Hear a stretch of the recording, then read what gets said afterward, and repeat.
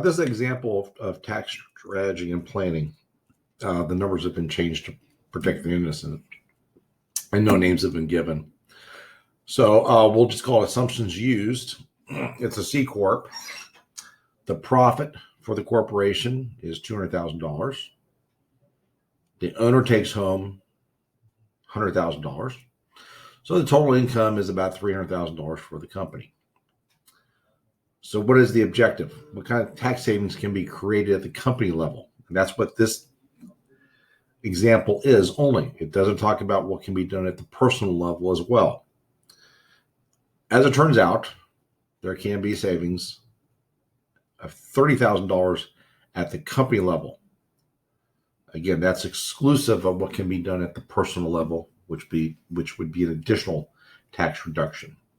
And here's kind of the process that we follow. There's a questionnaire filled out. It takes time to look at the numbers, see what options are available. And then we have a proposal. And these are some things that we look at.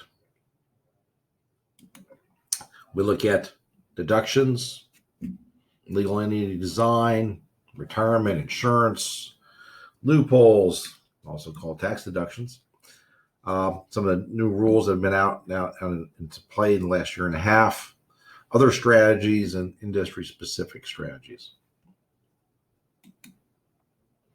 And we got a page here for important information. Table of contents, things that planning versus preparation, your savings, different categories, engagement options, etc. Planning is before the year ends, before the year is over. Preparation is strictly after the year is over. There's nothing that can be really done. It's very limited what can be done after the year is over. So planning is in advance. Many times it cannot be done in December. Many things truly do have to be done 6 months before the year is over, 3 months before the year is over for the following year. Planning does not mean we come up with something in December to help reduce your taxes in the current year. That is sometimes very difficult to do. So planning is truly looking forward. So typically when we're looking at it, and this is going to be the real life numbers, it's about $30,000 per year. In this case, the savings is $30,000 for 2020, 21, and 22. And so there's a cost to you to prepare the return and your lost savings. That's really what it costs you just to have a tax return prepared. Some of the strategies that we look at, again, deductions, design of the entity, retirement, Tax Cut and Jobs Act. There's a list. That's not all inclusive of what we look at. But those are some of the major categories that we look at.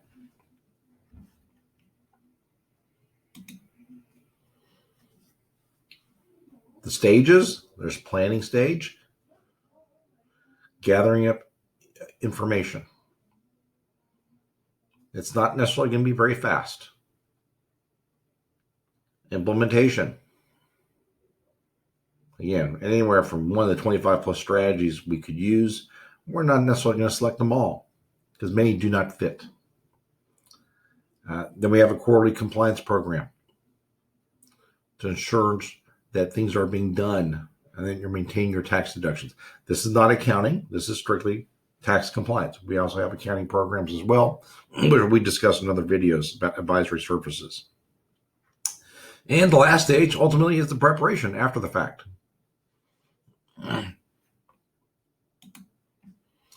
Different options that we have for tax strategy and planning. One, we only do the planning only. And here's what's included, where the check marks are at. Option 2, planning and core implementation. Again, the check marks indicate what's included. And these both, the first two options, we only do one time. After that, if you so choose, you make sure you comply and do all the things that are necessary during the course of the year. The third option, planning, implementation, preparation, quarterlies. So this is what's included in the quarterly program. It does include your business return, your individual return, estimated payments as need be, and ongoing maintenance. So we actually schedule times to make sure you're doing things that need to be done. And there's a point of contact that you have to make sure that you're routed properly and more efficiently, and everyone becomes more familiar with your particular situation. The next steps would be kickoff call. And sometimes that's kind of ongoing. We may need more questionnaires filled out, information, and sometimes these are rough estimates. So we may need more additional information. And then we finalize the plan. What are the details that make it work?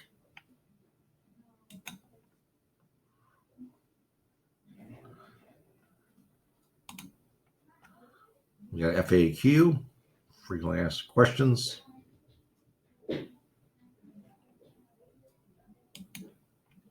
Important information. In this example, here's a summary of what it looked like. By doing certain things at the entity election level, and obviously you're not seeing all the details because that's actually in the actual plan itself. But in that plan, ultimately it rolls into, we went from a C Corp. You're paying tax at the C Corp level. We can't save you anymore in this particular situation at the C Corp level. If it goes to a Schedule C, we can actually reduce your taxes $10,000, $11,000. Other option we look at is partnership. If it's doable, your tax bill could go down $15,000. In this example, the S Corporation is almost $30,000 in tax reduction.